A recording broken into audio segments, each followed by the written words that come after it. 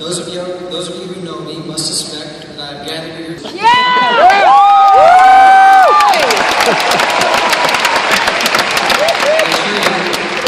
I assure you, I wrote that speech, but regrettably was asked to give this one instead. So I'll start by thanking my mom for being my biggest supporter and inspiration, and my dad for being the only person, this may surprise some of you, to show an interest in my rant about the latest current and political events. I'm not kidding.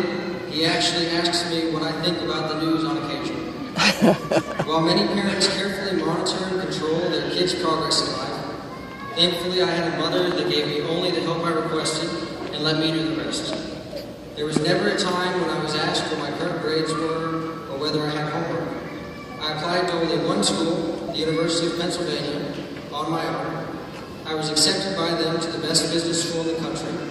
I say this not to raise up my own self-sufficiency as a salutatorian, which I'll mock in a moment, but to give all parents in attendance proof that all you need to be successful going forward is a strong foundation, a little faith, but more importantly, the freedom to fail and therefore to succeed. I'm salutatorian, this makes me number 2.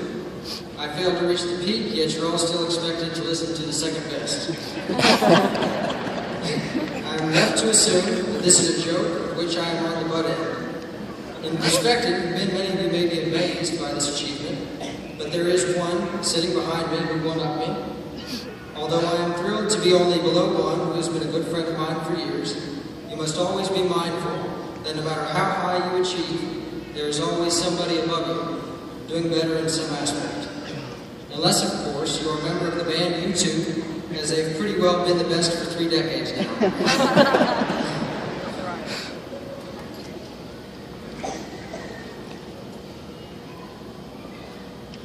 Well, this is what I want to say.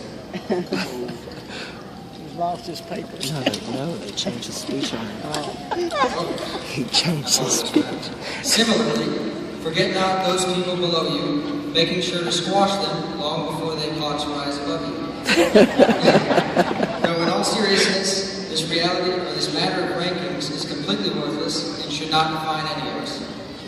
In the words of the greatest wizard who ever lived, Albus Dumbledore, it is our choices that show what we truly are, far more than our abilities.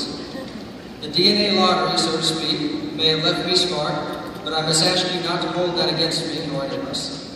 I would much rather my ability to love and accept and forgive humanity be what makes me me. I am opinionated and matter of fact, certainly, but you don't have to be a bleeding heart to have compassion for others. Here I must acknowledge that having heart in the first place and caring for humanity is probably somewhat contrary to your preconceived notions of both budding corporate scumbags and high school salutatorians such as myself. In conclusion, much of our happiness in life is derived from how we choose to perceive and embrace the inevitable changes. Choose to move with the rise and the fall of the waves of life. Just a couple of weeks ago, I finally, begrudgingly, peeled the faded bumper sticker of a certain presidential candidate from my rear windshield. As I shed a quiet tear alone in my driveway, I lamented the misfortune and applauded the surprising ease with which I was able to peel that thing off after it had been glued there for so long. More evidence, I decided, of the incredible quality one can only expect from such a good candidate. Okay, so I didn't really shed a tear, basically what I said. But I didn't realize at that moment that that man finished in second just as I am finishing now. After months of searching for this answer, I finally came to the conclusion that if you're doing what makes you happy, and it fulfills your goals, and it doesn't compromise your core values, and you have a loving group of people around you, it's all right to lose and go back to being on the board at Marriott International, even if it is to a Democrat of all people.